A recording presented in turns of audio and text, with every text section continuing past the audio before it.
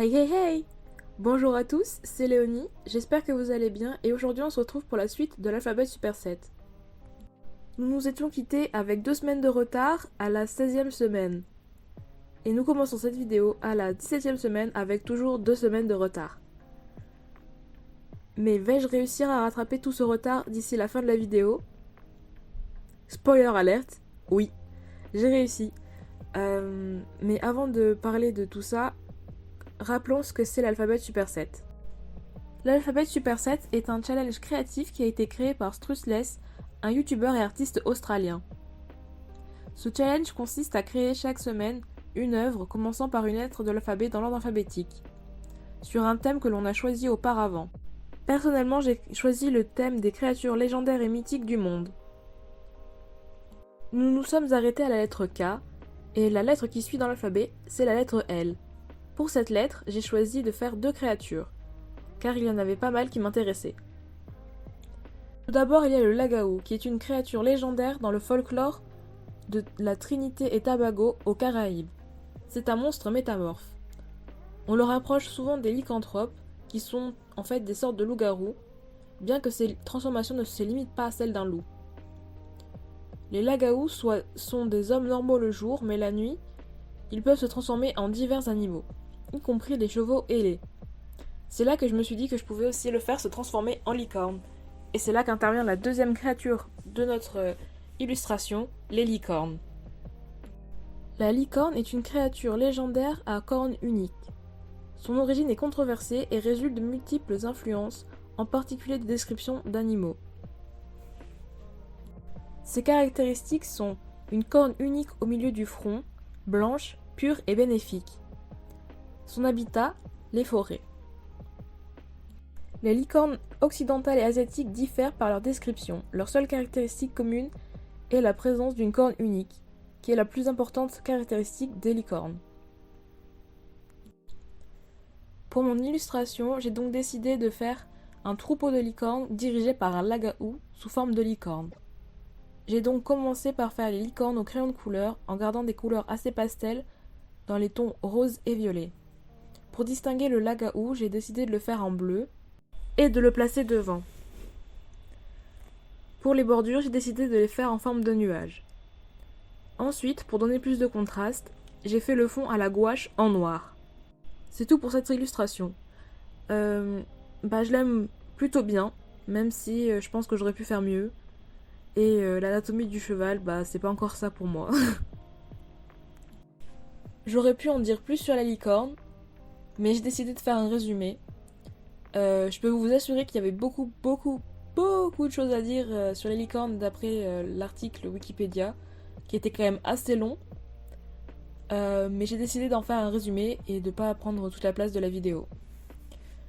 Ensuite, donc nous retrouvons pour la 19e semaine, il me semble, car la 18e semaine, c'était la semaine de Noël, il me semble. Et c'était assez compliqué de dessiner parce que j'avais beaucoup de choses à faire les cadeaux, tout ça, les fêtes, préparer les repas, enfin c'était assez compliqué, du coup c'était un peu le rush et ça fait que j'ai pas dessiné. En tout cas pas pour l'alphabet Superset. Et donc 19e semaine, on attaque fort avec la lettre M et il y avait pas mal de créatures qui m'intéressaient aussi. Et j'ai décidé de partir sur les Mimi. Donc, les Mimi sont des esprits lumineux auxquels croyaient les aborigènes d'Australie. Les Mimi, ça représente des esprits lumineux, enfin des êtres filiformes qui sont censés protéger la nature. Ils étaient souvent représentés sur les peintures rupestres qui ornaient les cavernes où logeaient les aborigènes d'Australie. J'avais beaucoup hésité avec les Maïrou, qui sont des sortes de géants ou gentils construisant des châteaux et dolmens et autres monuments mégalithiques dans la mythologie du Pays Basque. Et je trouvais ça vachement intéressant aussi comme créature, mais au final j'ai choisi de faire les Mimi parce que je me suis dit que je pourrais essayer de faire un effet lumineux. Et le fait que ce soit des peintures rupestres, ça m'a plutôt inspirée. Et aussi, je me suis dit que ce serait l'occasion de faire une créature qui vient de l'Australie, donc un autre continent, parce que j'avais déjà fait beaucoup de créatures qui venaient d'Europe. Et vu que le Maïrou, ça vient du Pays Basque, qui est en Europe, et ben je me suis dit que ce serait plus intéressant de faire les Mimi. Voilà. Alors pour cette illustration, j'ai commencé à l'aquarelle, donc l'aquarelle fluo que j'ai de Ikea. Et je me suis dit que j'allais commencer par faire un espèce de dégradé de jaune et de orange pour l'illustration.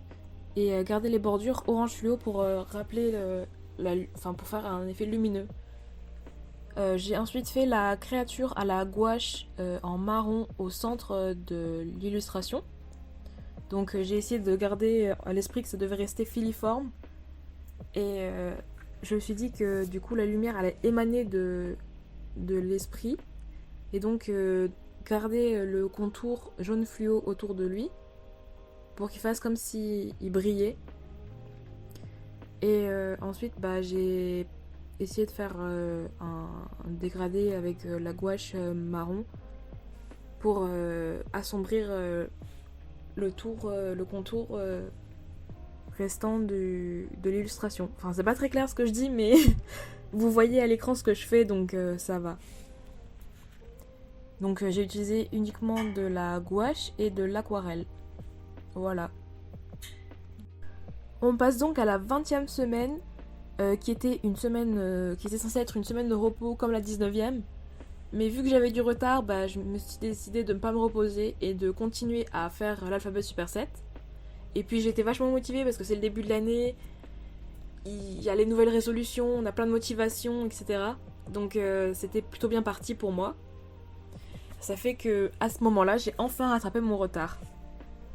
Et on attaque la 20e semaine avec la lettre N.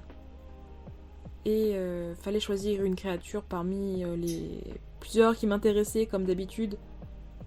J'ai hésité longtemps entre le Namazu, qui est une créature japonaise, un sorte de poisson immense sur lequel reposerait le Japon dessus, sur son échine. Et je sais pas si vous avez compris ce que je dis. C'est un peu compliqué. Et ensuite, il y avait aussi le Nyan, qui est une créature dans le folklore chinois. Mais j'ai décidé de partir sur le Nandi, qui est une créature du folklore, de la mythologie indienne. Et c'est un taureau blanc qui serait le Vahana de Shiva. Donc un Vahana, c'est un comment dire, un être ou un objet qui sert de monture ou de véhicule à une divinité. Et Shiva, c'est une divinité indienne. Alors pour l'illustration, je suis partie au départ sur un taureau qui prenait toute la place de l'illustration, mais je trouvais ça pas ouf. Alors je me suis rappelé que souvent il était à l'entrée des temples, et je me suis dit que j'allais le faire comme s'il était sur un espèce de temple où il y avait des escaliers qui menaient jusqu'à lui. Et j'ai fait les bordures en forme de fleurs d'œillets d'Inde, qui sont souvent utilisés, je crois, dans les cérémonies en Inde et tout. Et je suis partie avec un fond à l'aquarelle fluo pour faire un underpainting, comme on dit en anglais. Et ensuite, je suis revenue avec de la gouache par-dessus pour faire les détails etc. Voilà. Donc c'est tout pour l'illustration. Je l'aime beaucoup. J'aime beaucoup l'illustration. Et le taureau ressort plutôt bien, je trouve. Voilà. Donc c'est tout pour la vidéo. J'espère qu'elle vous aura plu. Et on se retrouve bientôt pour la suite de l'alphabet Super 7. C'était Léonie. Bye!